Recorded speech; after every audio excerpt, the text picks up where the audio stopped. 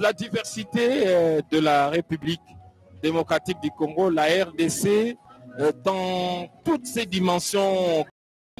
Et lorsqu'on part d'un coin à un autre, on découvre quelque chose de différent. Ici, on est dans le Sankourou. Et les Sankourou qui a également deux tendances. Il y a ce qu'on dit ici souvent, les tétés de la forêt et ceux de la savane. Donc c'est toujours dans cet espace, le Sankourou, que visite aujourd'hui le président de la République, Félix-Antoine Tshisekedi Tshilombo. Il a tenu à venir, il a tenu à être là et il est venu. Il est venu répondre à cette population. Ça fait partie de sa province, hein, ça fait partie de l'espace Grand Kasaï. Jusqu'il y a quelques années, ça faisait partie de la province du Kasaï oriental. Et aujourd'hui, c'est une province à part entière, mais ce démembrement a aussi tenu compte d'un facteur culturel parce qu'ici, on a toute une autre culture qu'au niveau de Mujima et Kananga, par exemple. Déjà, la langue le distingue. On parle Chiluba de l'autre côté, alors qu'ici, c'est les Hauts-Tétéla. Le Kasaï est connu pour son diamant. Ici, il y a aussi un peu de diamant, mais c'est une province à vocation agricole tout d'abord. Il y a beaucoup de produits, comme à Kananga, il y a beaucoup d'ananas ici. C'est cela qui constitue cette partie du pays que le président de la République visite aujourd'hui, mercredi 5 janvier 2022. Et il y a également le territoire de Kolé, très chers téléspectateurs, qui est frontière au territoire de Monkoto, dans la province de la Chouapa.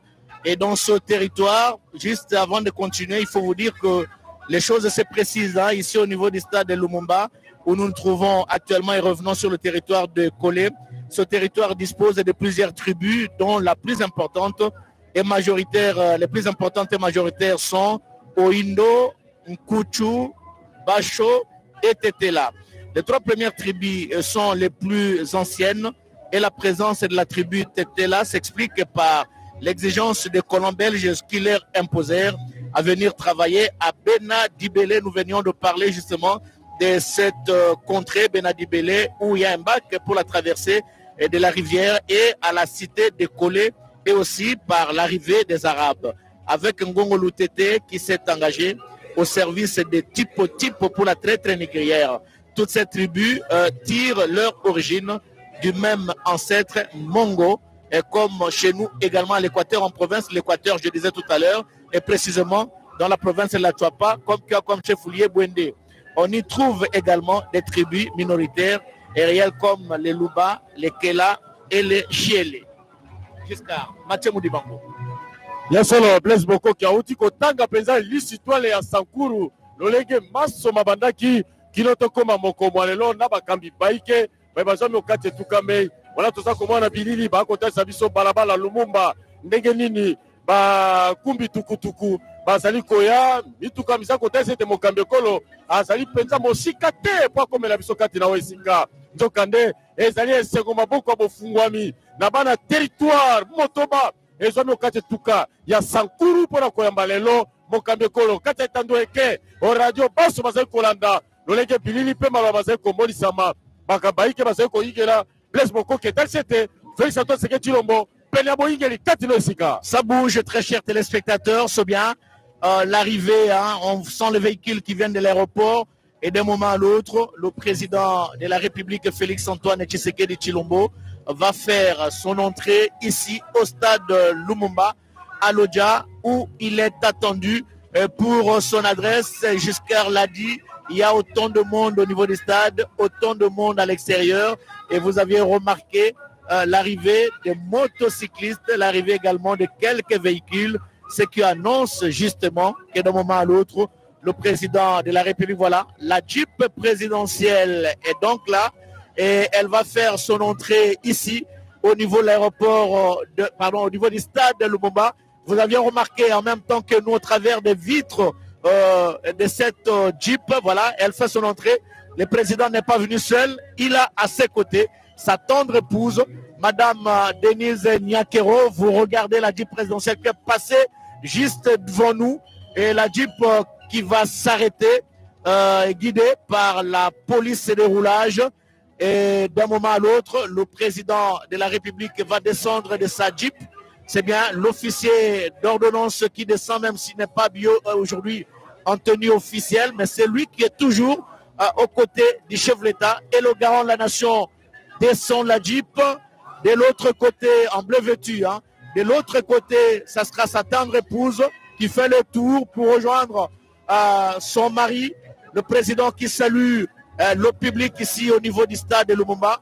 Voilà, le couple présidentiel qui s'avance et qui salue le public et qui a fait le déplacement du stade de Lumumba. Très chers téléspectateurs, et beaucoup du public qui était à l'extérieur font également l'entrée ici au niveau du stade Lumumba. Et tout le monde est assoiffé d'écouter le chef de l'État. Son adresse se portera sur quoi? Partout où nous sommes passés, il y a toujours les mêmes problèmes qui reviennent: l'eau, l'électricité, les infrastructures routières, la santé. Et au niveau de la santé, justement, jusqu'à Koussema. Cette belle image, je crois que le réalisateur est en train de nous suivre. Là, il y a une porte d'entrée qui a cédé à la pression de la population. Tout ce monde venu de l'aéroport qui accompagnait le président de la République, qui fait son entrée ici. Le chef de l'État fait les tours du stade. Il savoure ces peurs de foule avec cette population qui a envahi l'aire de jeu. Ici, au stade Lumumba, en plein cœur de la ville de Lodja. Le président de la République qui a été obligé finalement de prendre le véhicule de vitesse, d'accélérer pour arriver ici et parler à cette population de Lodja, ici au stade Lumumba. Voilà, le chef de l'État qui salue le public et qui a fait le déplacement du stade de Lumumba. Très chers téléspectateurs, ce qui m'impressionne, c'est toujours cette expression faciale du chef de l'État. Quand il est en face de sa population, il y a la joie qui se dessine sur son visage.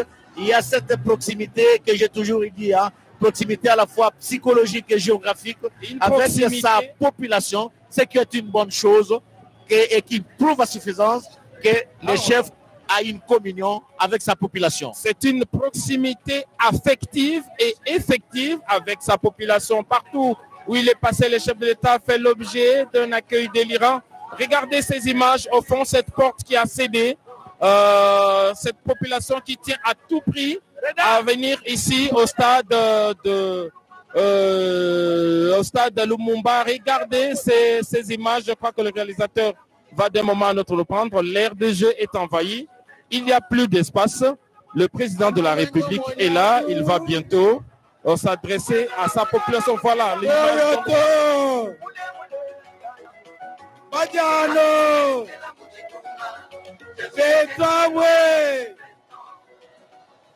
Moyo wenu, jambo yenu, na poko ya lelo tozana esengo mingi,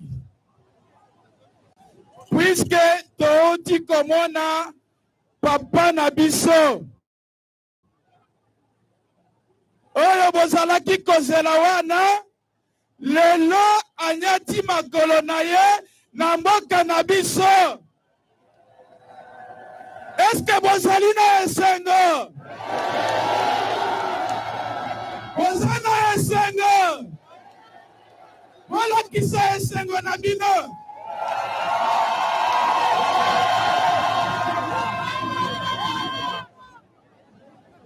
Tozali na maloba ya koloba mingi te. Sasa hivi tolingi kopesa mokonzi ya mboka liloba po askebisa population na ye ya Sankuru. Est-ce que bolingi koyoka ye? Bolingi aloba nana yango nazali kosenga kimia.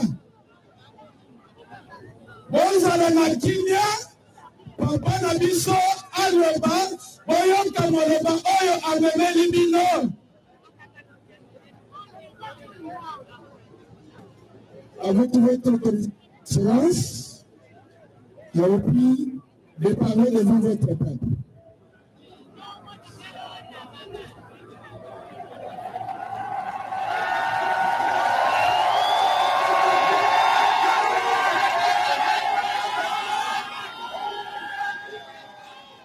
Analengo moyanyu mote na bino banso Majano moyo wenu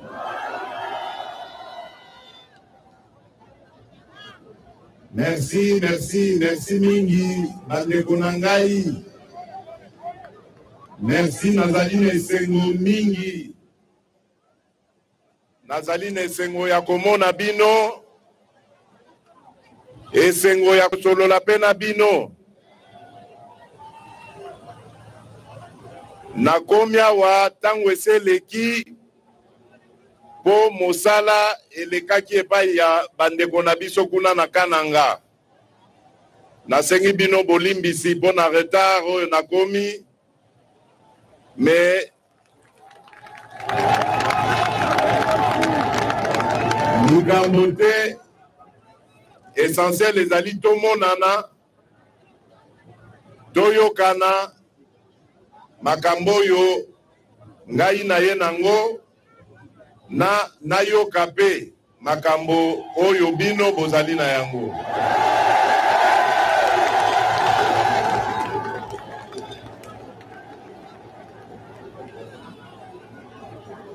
Nakopesa bino parole na sima yango na ngina loba na mokuse lokwa ngongese kei pona tikela bino nde boloba tokozwa ba mama mibale na bilenge mibale oyo bakoki koyebisa ngai bapasi na makambo nyonso oyo ezali na Sankuru.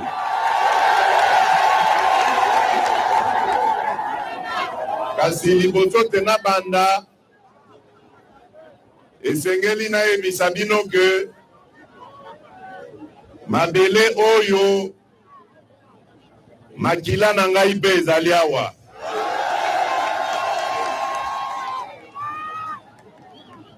Koko na ngai oyo abota koko na ngai mobali oyo abota mama na ngai mama Marthe Kasalu. Mama na ye kombo na ye Nkoso Osako. Grand-mère na ngai azali mwana ya mabele oyo arrière grand-mère na ngai. Pona kolakisa bino ete bozali pe makila na ngai. Nazali awa na mabele ya bakoko na ngai. Yango nazali na esengo pe na mwa mawa. Banda na bandi tourné na kati ya province naza komona kaka ba problème na ba problème. Likambo ya liboso ezosala ngai pasi ezali ya komona ke likambo tobengi infrastructure, c'est-à-dire o etali likambo ya nzela, likambo ya bandako, likambo ya bahopito, likambo ya baekole, nyonso wana totikali sima mingi.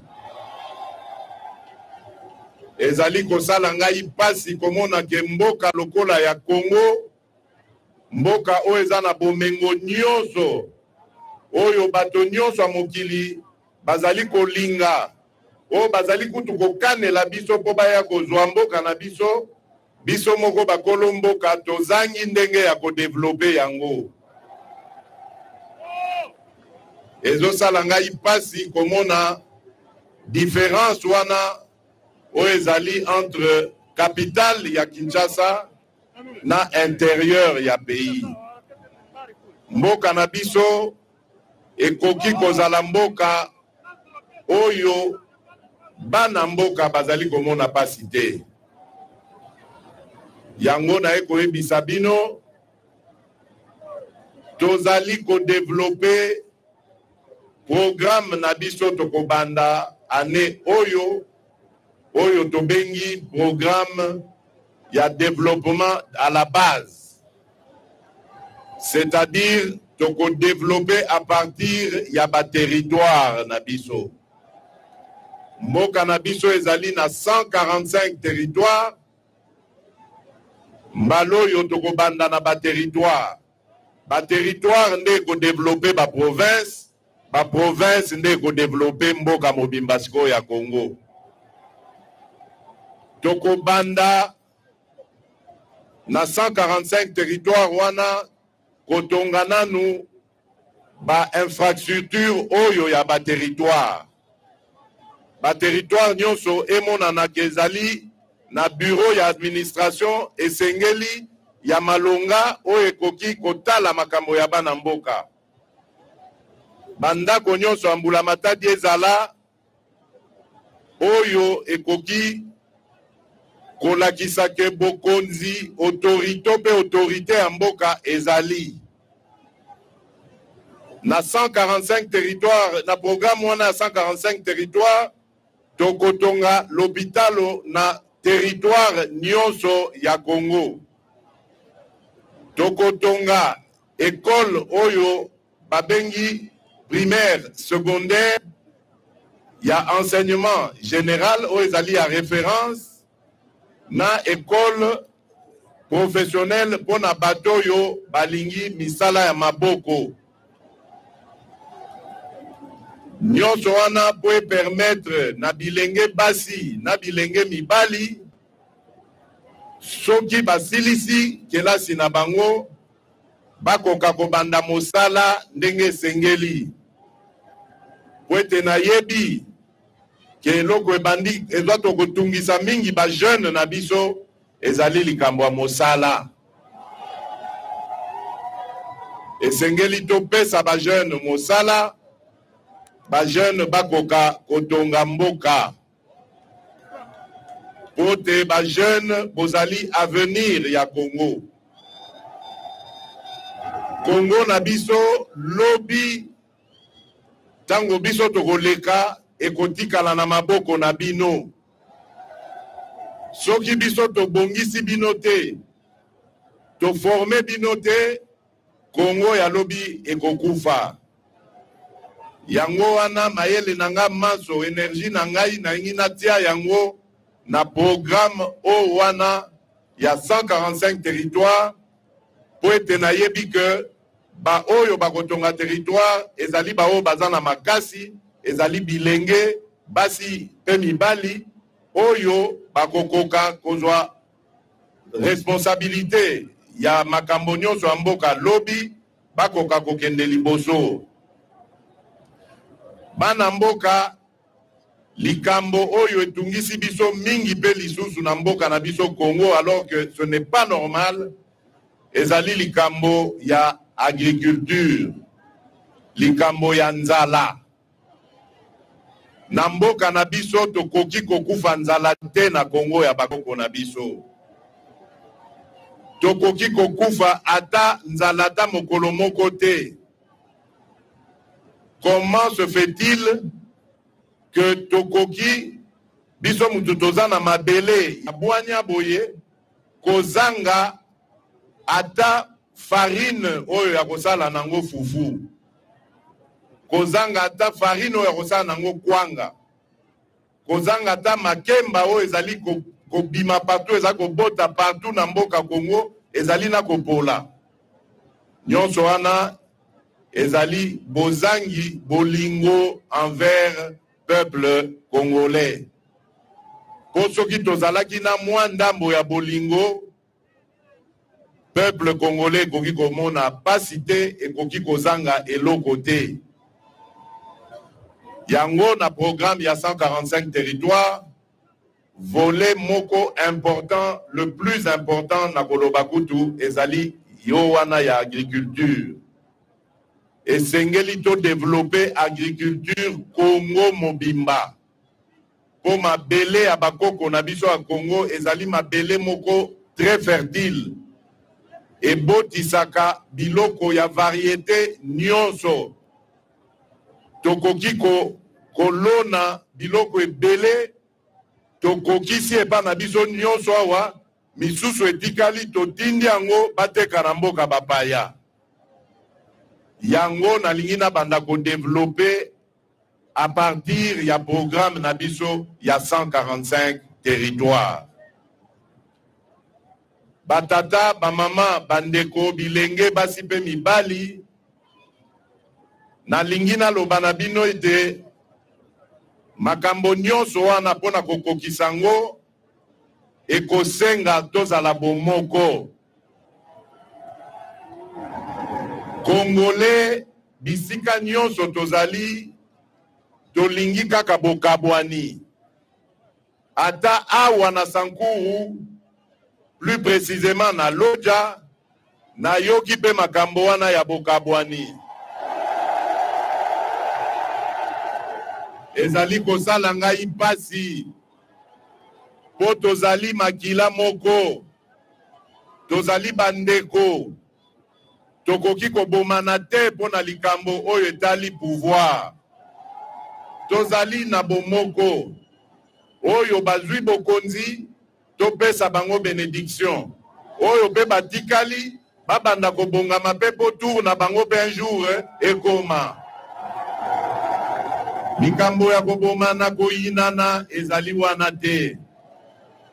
Po pasi soki ekangi biso ekokanga biso baso. Pasi eponaka ekolo te, eponaka elongi te. Pasi ezwaka mboka mobimba. Soki ekangi mboka ezwi bana mboka nyonso wana mobimba. Yango esengeli bino bana ya Lodja, bana ya Sankuru, bosangisa mayele esika moko. Na bomoko wana nde bokokoka kotonga mboka na biso ya Lodja, province na biso ya Sankuru. Bobalangana te, bolanda biloba loba te, boyoka be motema na bino, oyo ekotinda bino, olinga moninga na yo Congolais. Linga Congo, linga Congolais, bongo tokoka kotonga mboka na biso totombola yango ekende liboso.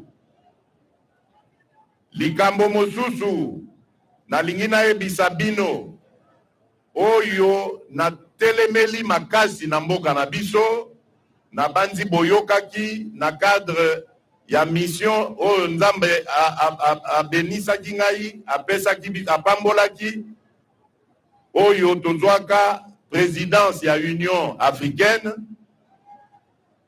Nazwaki likambo oyo etali monyokoli o banyokoloko ba mama. Nazwaki yango nasalaki yango un de sujet oyo nalingi pe na bundela na mboka na biso. Po na yebi ke na mboka na biso bato ebele nanu bapapa ebele bayebi nanu valeur ya mama te. Ba mama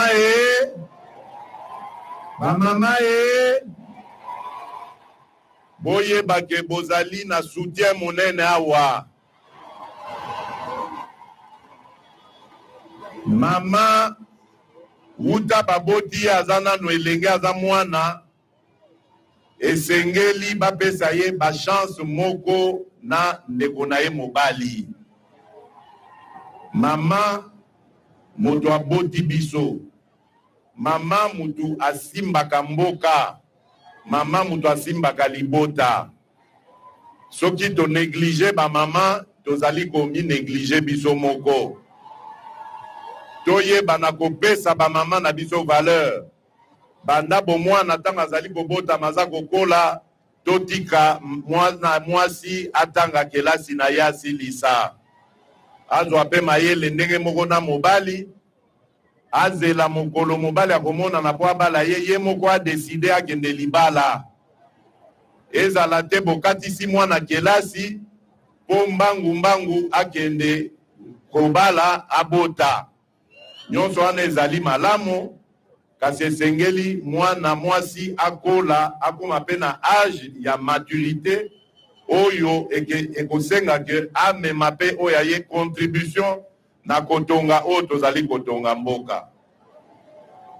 Bomoni na mesure oyo nazwaki ntango na ye nazwi bokonzi sika na 2019 na lobi constitution na biso elobi mwana nyonso ya Congo oyo azali na ntango ya kokende nanu kelasi esengeli akende kelasi ya ofele ya kofutisa te. Nayebaki ke mesure wana ezali makasi mingi po baenseignant na biso mingi bazwaka lifuta na bango esika ya baparent lokwa baparent bapesaka mbongo yango bazwaka place bazwaka lifuta nga na bite. Mosala wana ya kofuta baenseignant balakisi ezali ya baparent te. Parent aza deja konyokwama deja na pasi aza nango koluka mosala, soki baza na mosala salaire ya malonga te esengeli lisusu abimisa na salaire wana pona kelasi na bite. To banda nanu biso leta tozwa charge wana. Mwana nyonso ya Congo esengeli atanga ofele.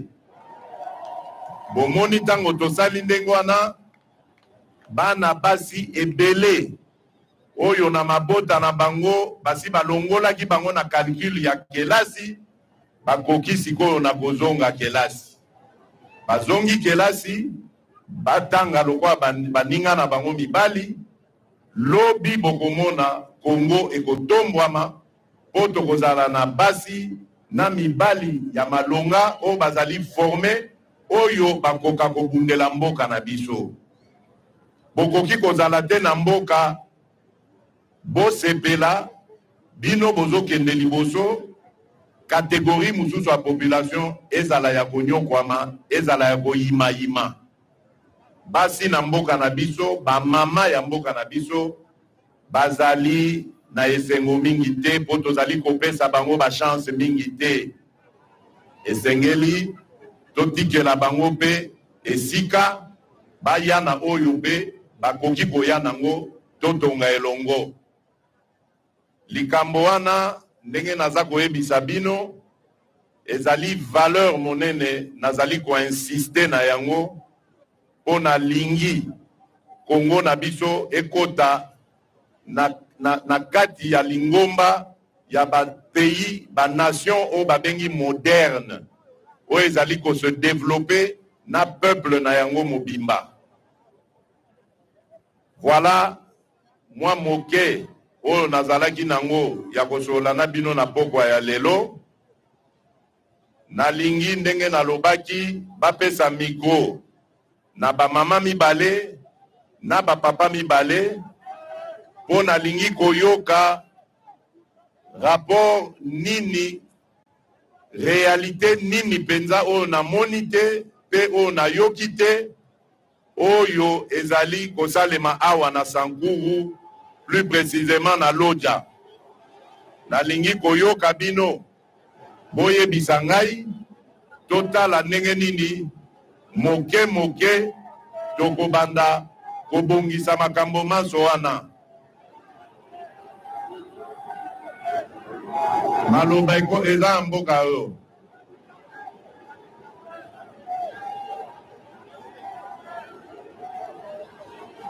Namoi ba mama courage bazawa.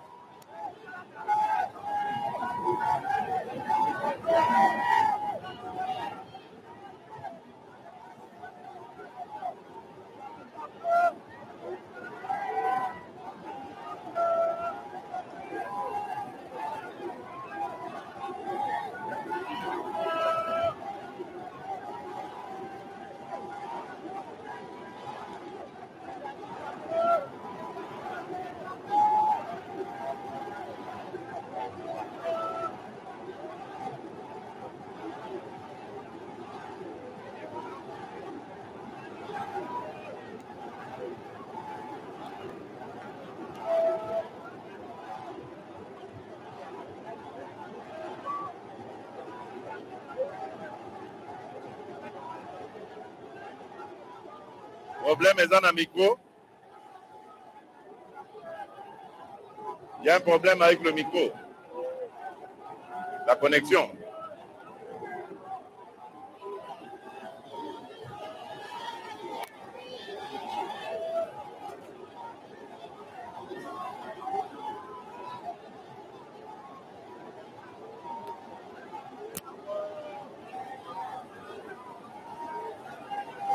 Technique Moboulou. Ah, voilà. Papa Fati Yambi. Yambi, maman. Yambi, to se pedi makasi komona yo. Biso basi ya FARDC, papa. Maman présidente ya FARDC a zone. Kemba.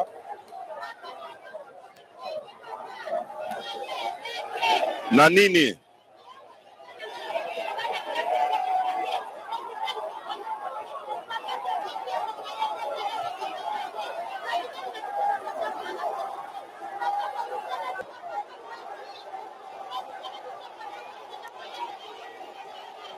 Donc, ça, les caméras sociales. Tozo linganda wabongisa boka na biso ya Sankuru. Bakonzi na biso bazala na Bumoko. Papa limbisa ba oyo nyoso basala kimabe limbisa papa kotisa Bumoko. Bazala na Bumoko pa biso petola ndanzela na bango.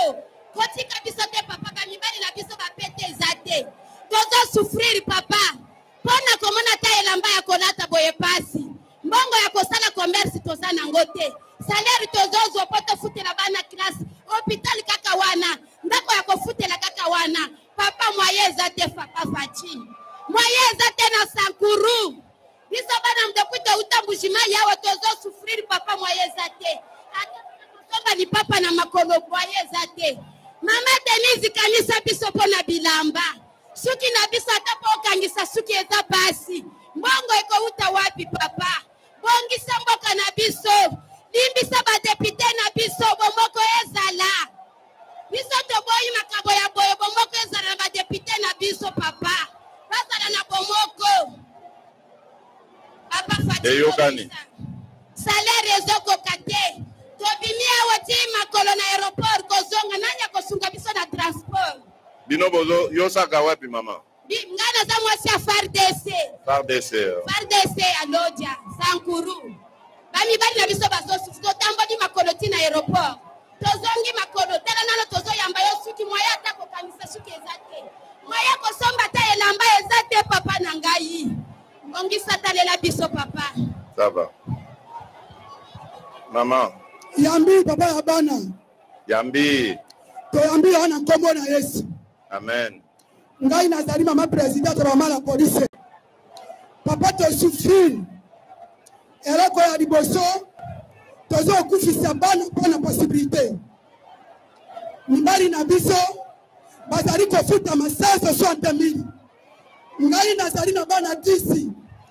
Bana bakomi ba miyibi nazali na possibilité kotangisa bana te. Sasa 60,000. Tokotangisa bana ndenge nini papa? Tokosuela kolata ndenge nini? Tozali kofutela banda colocataire. Moya biso kosala ezali te papa. Mukolo yo ofana kine bonga tosepela kimingi. Te oya biso nzamba sali ayeko koto bonga ndaka bonga. Papa tila loyo tozana souffrance mibali salite. Ata tani ya malongeza te. Bagrade zate. Papa toyami nini kosala te. Mobali soka kaina msala. Soka kaiko kana moto. Balobi kaiko sa pakaseni. Bana bazana nsala. Sasa 60,000. Ata ini simane soko kate papa. Mama Denise. Yoende mama na biso. Ara yo ye. Yokela biso mawa. Tala mputo oyo. Tota fine akodefa. Tota fine akodefa. Ba planta to shinyongo. Papa to sangi yo. Okanisela biso to souffrir ya makasi. Yoza maman.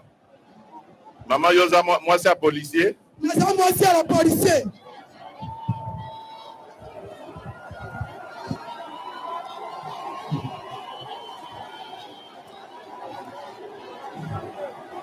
Monsieur le Président, na bokosi nyonso bolanda nga na langage nga na olobate nauti koloba kombo ya mutu mabe na ndenge na olobela naosanga liboso bolimbisi. Merci.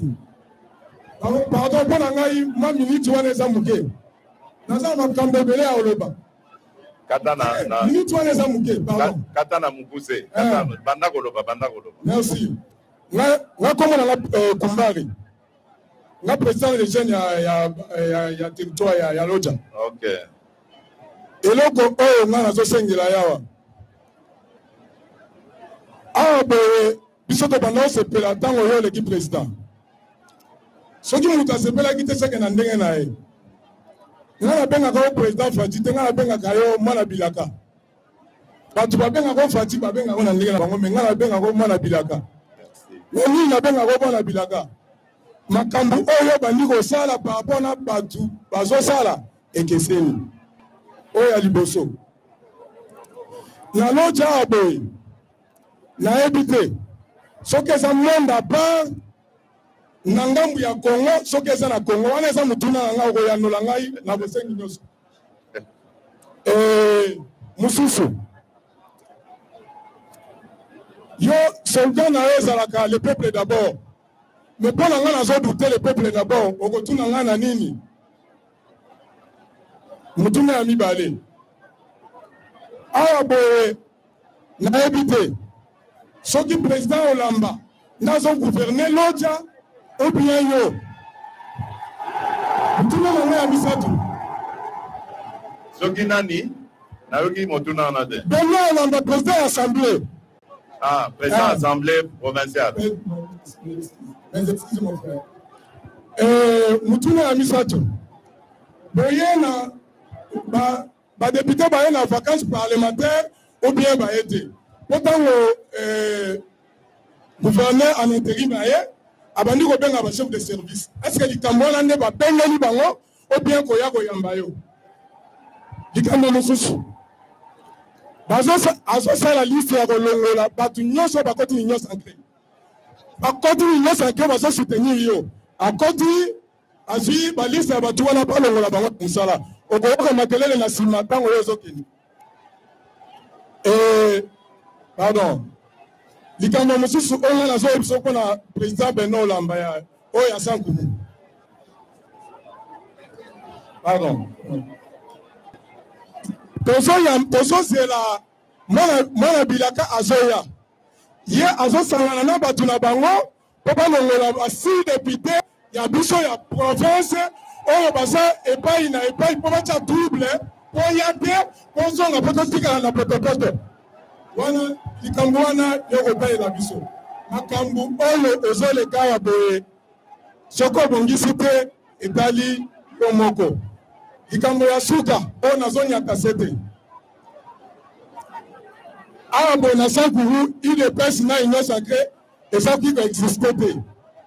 Mutu oyo ayo kotombola union sacré na Sankuru eza gouverneur Stefano Mukumadi.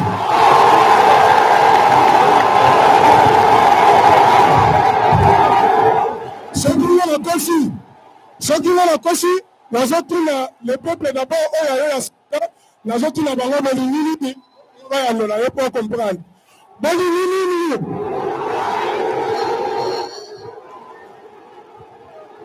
Ezanga te pardon, ezanga te soki na Sankuru awa boye ondimi te kolongola Mukumadi soki biso tokopote yo te ozala ngai nakopote yo te.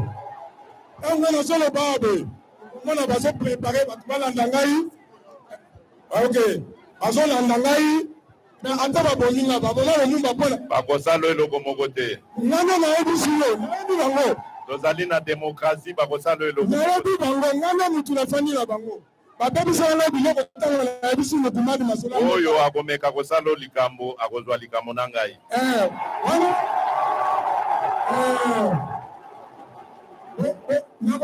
naza na besoin ya numero ya VPN azala na sécurité na ngai ata na kozala nga moko nazala na garde moko ti l'élection na yo mpo nasunga yo ti l'élection otikali nga na mbongo yanga kosungaka policier obie soda wana nakoyebisa VPN ata likambo na yo oyangeli nanu likambo na nga te oyo gouverneur gouverneur en intérim pardon gouverneur en intérim na makambo ya président Olamba soki bango nde baza le gouverneur soki bango te okoyanola ngai.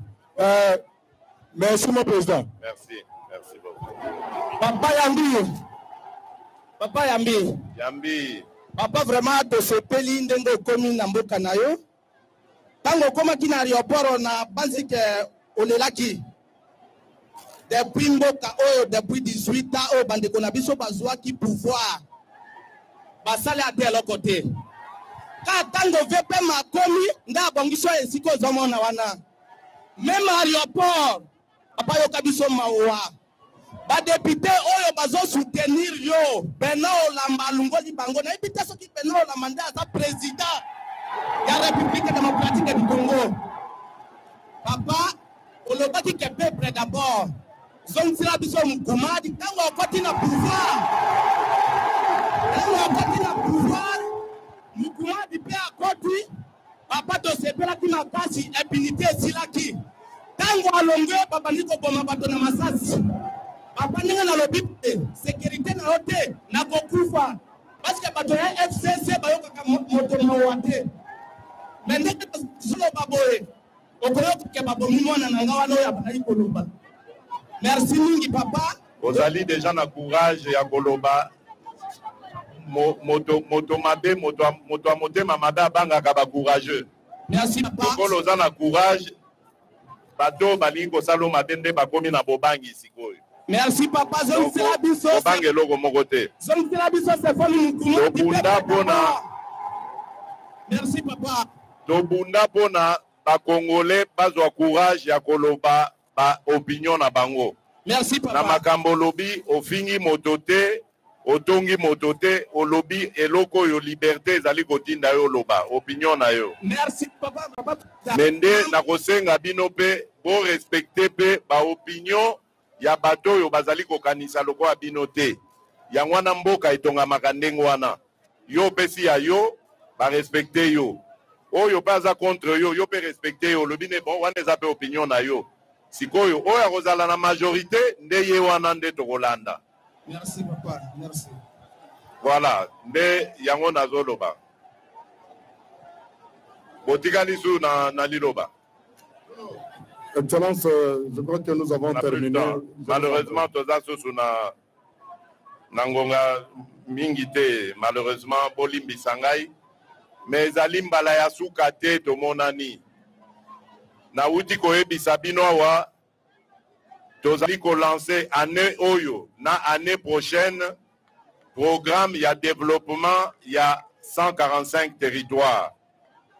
Et komema biso ti na kotombola Congo na biso oyo. Ba problème nyonso na yoki ya ba mama surtout oyo esalinga pasi ezali likambo oyo etali ba salaire ya ba mibali na bango. Mama na yebi likambo wana. Na yebi que 160 000 ezali mbongo oyo esengeli kofuta nango moto na Congo te fonctionnaire akoka koleisa famille na ye. Mais boyeba que situation wana ezalaki oyo toyaki kokuta. Banda toya tobandi mosala ya kokanga kozipa bisika nyonso mbongo ya Congo pe ya ba Congolais ezalaki kobima. Mbongo wana oyo ezalaki kosala ke bato bafutaka bango mbongo moke. Lelo tobandi ko matisa ba recette ya mboka na biso. Ça veut dire que mikolo mizali koya kuna bokoyoka que conséquence nango ekozala sur les salaires ya ba fonctionnaires ya mboka na biso. Donc bozala na patience. Toye pona kosale la Congo pe ba Congolais. Toye pona koyiba mboko te koboma yango te. D'ailleurs eloko kobomeza susu te po ese kufa. Toye nde kotombola yango kozongisa yango nesika esengeli ezala. Bosala ngai confiance na kozonga lisusu awa. Tango misala ya 145 territoire ekobanda pona ya kotala pe ba avancement ya misala wana awa na mboka na biso ya Lodja. Pona lelo na suki wana tokei kotala sikoyo bandeko ya Chumbe, tokolala na Chumbe, lobi nakende ko installer bakonzi oyo ya Lumumba ville. Boyoka kike tosali Lumumba ville pona ko honorer héros national oyo ya mboka na biso Patrice Emery Lumumba. Lobi na kokende ko installer bakonzi ya commune ya Lumumba, ya ville ya pardon, ya ville ya Lumumba ville ya Lumumba en fait, na ke ko installer bango bongo tozonga Kinshasa, simana yango tobanda misala oyo kotinda biso totambolaka ba province nyonso ti tokomona misala wana penza ezui ampleur ya malamu. Pona sikoyo natombeli bino, attention na ba mama kuna. Natombeli bino mbula ya sika, mbula elamu ya sika. Nzambe abatela bino basoti mokolo tokomona na lisusu. Merci beaucoup.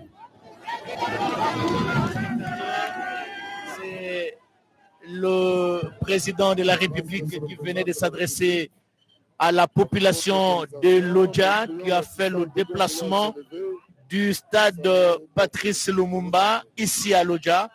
Le message du président a été on ne peut plus clair.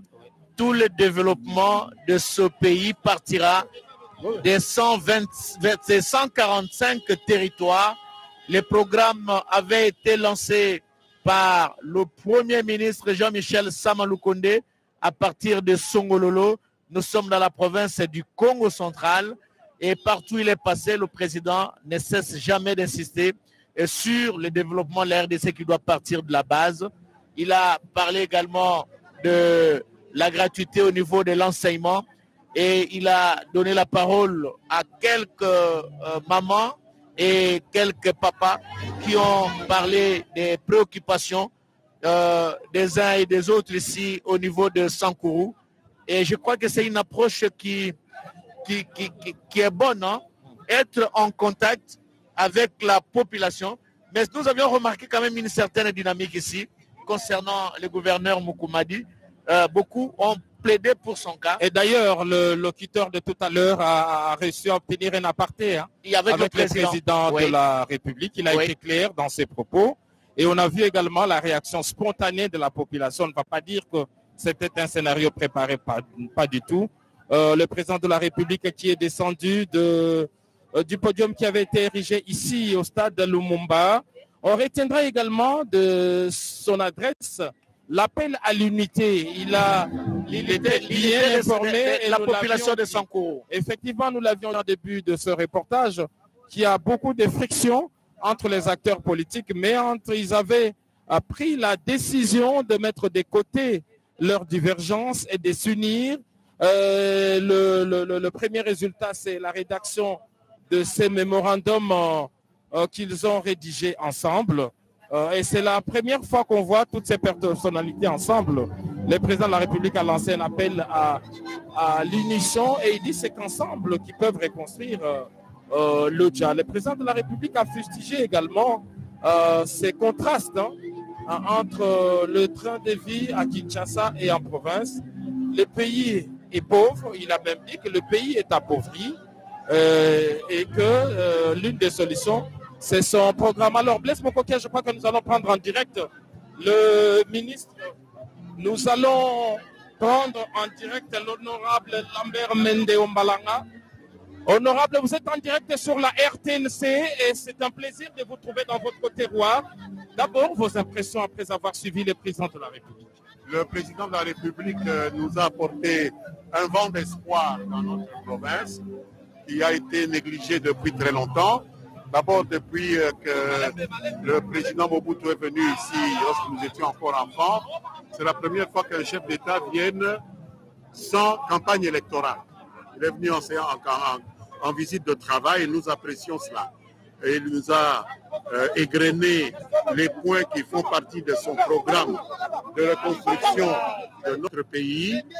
Mais la partie interactive ne m'a pas satisfait lorsque des jeunes gens, manifestement soudoyés par l'ancien gouverneur qui a été évincé par une décision de l'Assemblée provinciale, sont venus pour parler d'un problème particulier, d'autant plus que ce n'est pas le président qui a chassé le gouverneur, que ce n'est pas le président qui remettra le gouverneur. Mais la réponse L'appel à l'unité. du président était on ne peut plus. L'appel à l'unité. La réponse du président a été on ne peut plus claire. Vous avez vos opinions, nous les respectons, personne ne doit vous chercher noise pour cela. Respectez aussi l'opinion des autres et inclinez-vous devant les décisions de la majorité. Et l'appel à l'unité, qu'est-ce que vous en pensez? Cet appel à l'unité est à point nommé parce que, comme vous l'avez constaté, nous sommes dans une province extrêmement clivée, avec des problèmes communautaires, que même l'ancien gouverneur a aggravé, ce qui a provoqué d'ailleurs sa mise en minorité par l'Assemblée provinciale. Et donc le président a mis le doigt dans la plaie et nous avons fait un effort pour rédiger un mémorandum commun que vous avez remis à son Excellence, Monsieur le Président. Merci de connaître les principales réclamations contenues dans ce mémorandum. C'est surtout les infrastructures, le développement et le bien-être social et communautaire que nous avons mis dans ce mémorandum. Merci, merci. Monsieur Lambert Mende, merci.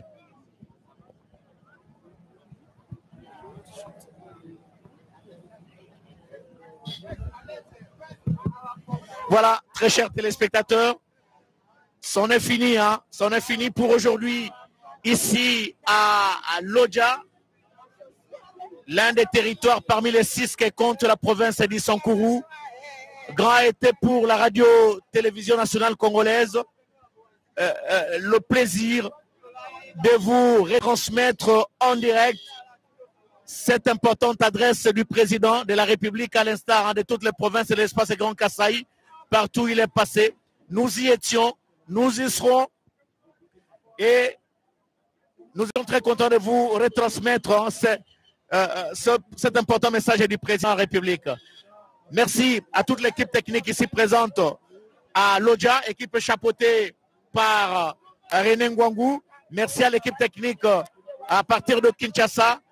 Merci à l'équipe technique qui est également au niveau de Binza. Merci à toutes les télévisions partenaires et les antennes provinciales RTNC qui nous ont pris en relais. Nous saluons Séléoko et Koto, qui est du territoire de Kolé et qui a suivi attentivement l'adresse du chef de l'État. Il se trouverait présentement dans le Congo central et à Matadi. Merci à tout le monde. Merci surtout à son Excellence, Monsieur le ministre de la Communication et des Médias, Patrick Mouyaya, porte-parole du gouvernement, qui suit de très près tout ce qui se passe dans l'espace Grand Kasaï. On est toujours en contact avec lui. Des conseils, il nous les donne et il nous encourage également pour persévérer. Merci à tout le monde et grand sera pour nous le plaisir de vous retrouver prochainement avec la même ferveur. Merci.